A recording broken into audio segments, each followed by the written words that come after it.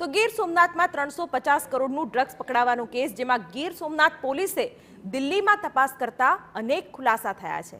Drugs રેકેટનો મુખ્ય સૂત્રધાર ઈશાક ઉર્ફે ઈશા રાવ હોવાનું ખુલ્યું છે।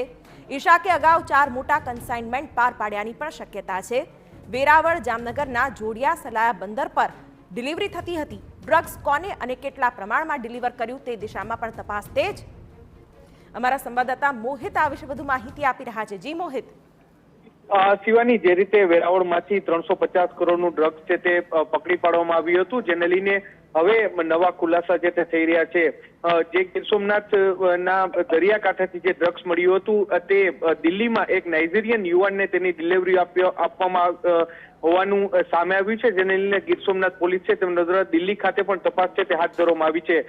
જે આખા આ જે ડ્રગ્સ રેકેટ છે તેનો મુખ્ય સૂત્રધાર છે તે ઈશાક ઉર્ફે ઈશા રાવ નામનો વ્યક્તિ છે, જેની સામે 2021માં એટીએસમાં 600 કરોડ રૂપિયાના ડ્રગ્સનો ગુનો છે તે નોંધવામાં આવ્યો હતો ને હવે હાલમાં તેની સામે 3 ગુના છે તે નોંધાયા છે।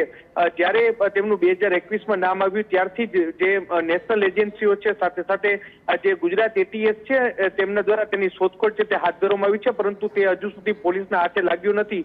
તેનું અંતિમ લોકેશન છે તે સાઉથ આફ્રિકામાં હોવાનું સામે આવ્યું છે।